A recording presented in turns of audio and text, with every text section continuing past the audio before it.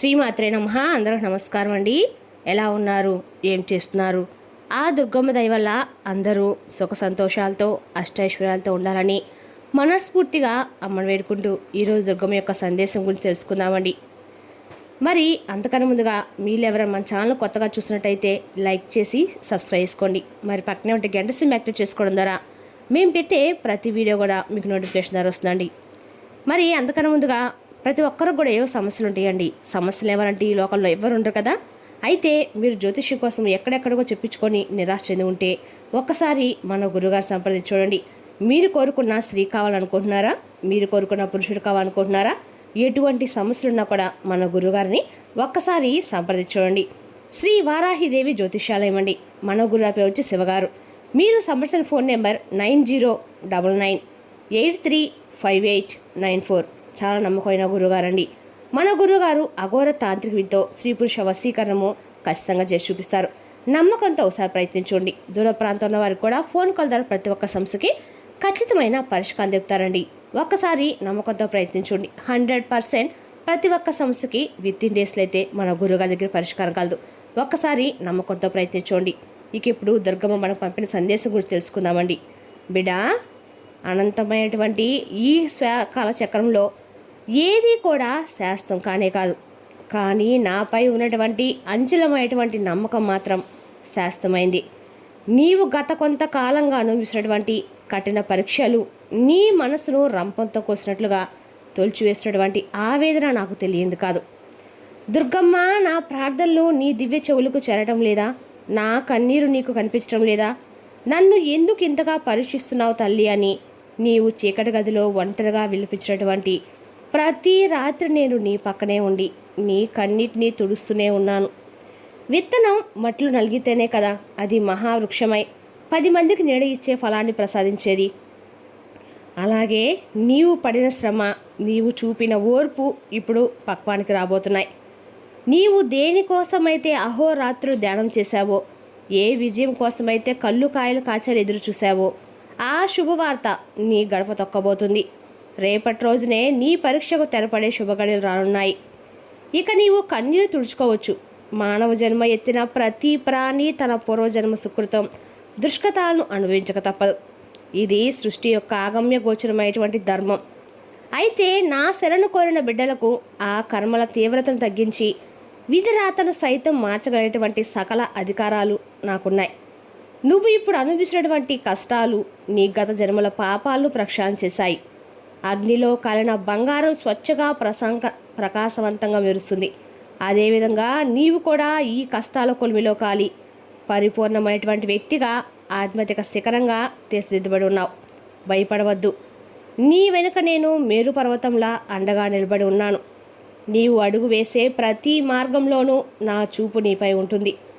దుర్గమ్మ ఏది చెప్పినా అది మన మంచికే కదా అని దృఢంగా నమ్మి ముందుకు సాగమ్మా. నీ కష్టాల సంఖ్యలు తెగిపోయే సమయం రేపటి నుండే. ఇక ఎంతో గొప్ప శుభవార్త ఆతృతగా ఆందోళనగా వినాలని చెప్పి అనుకుంటున్నావు కదా. నీ కుటుంబానికి శాంతికి, నీవు ప్రాణప్రదంగా ప్రేమించే నీ ఆత్మీయుల సౌభాగ్యానికి సంబంధించిన శుభవార్త ఇది. నీ ఇంట నెలకొన్న అశాంతి మేఘాలు, మనుషుల మధ్య ఉన్నటువంటి మనస్పర్ధలు, ఆస్తుల తగాదాలు, బంధువులు హేళనలు ఇలా ఏవైనా కానీ నా అనుగ్రహంతో మంచులా కరిగిపోయే రోజు అత్యంత సమీపంలోనే ఉంది. బిడ్డ, నన్ను నమ్ముకున్న నీకు ఎటువంటి అన్యాయం జరగదు. ఈ దుర్గమ్మపై అంత భారం వేసాయి. నీవు కోరుకున్నటువంటి ఆత్మీయత, అనురాగం నీ దరి చేరుతాయి.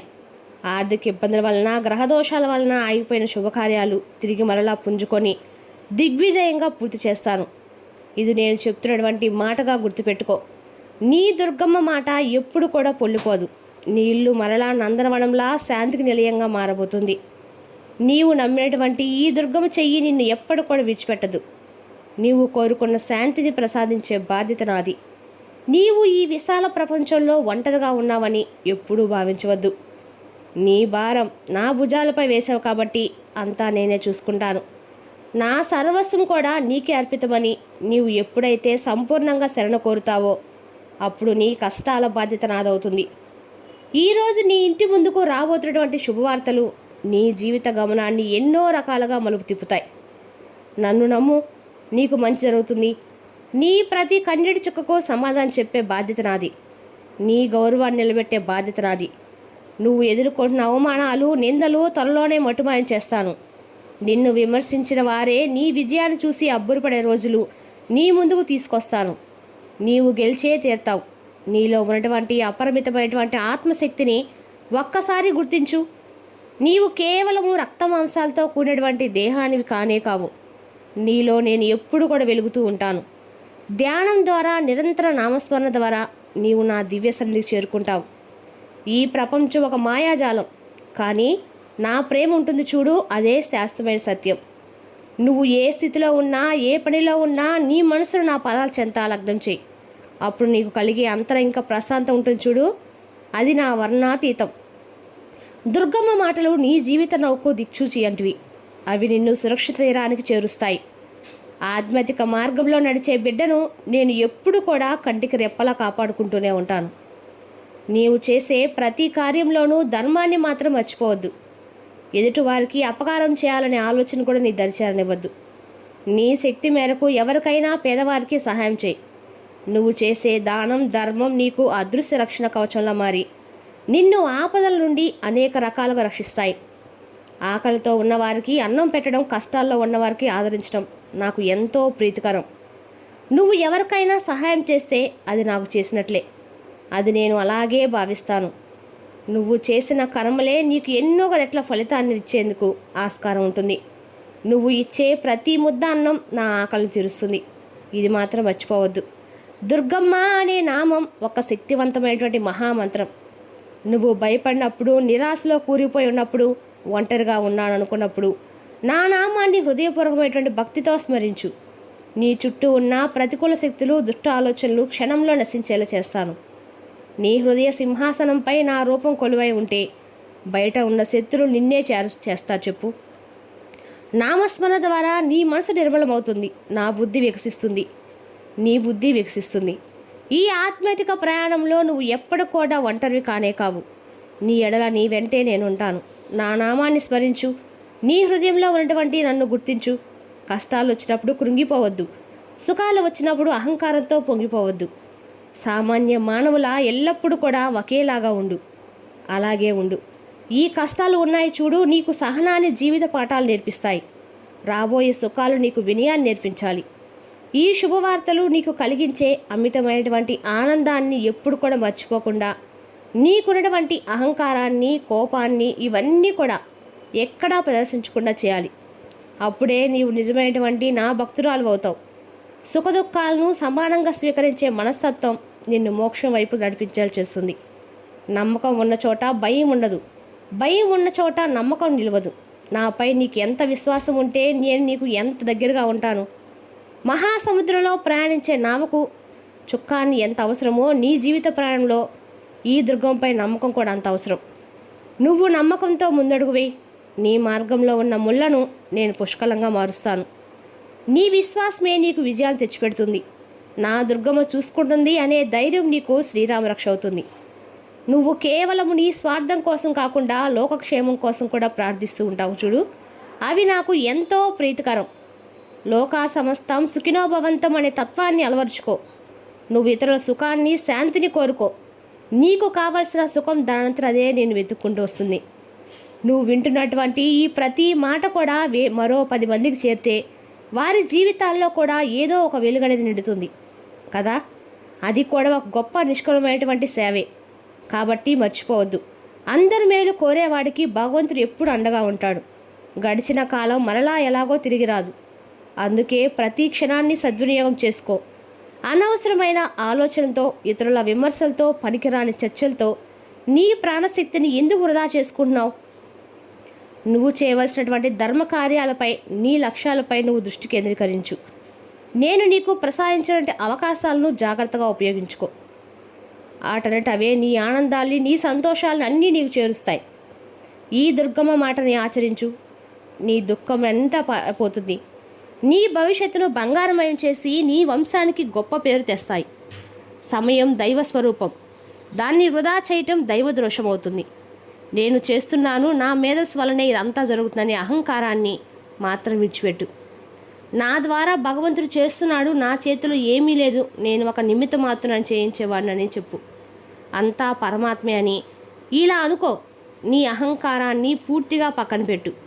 నా దివ్యశక్తి అప్పుడు నీలోకి ప్రవేశించి అద్భుతాలు చేస్తుంది. నువ్వు ఎంత వినయంగా ఉంటే సమాజంలో నీకంత గొప్ప స్థానం ఉంటుంది.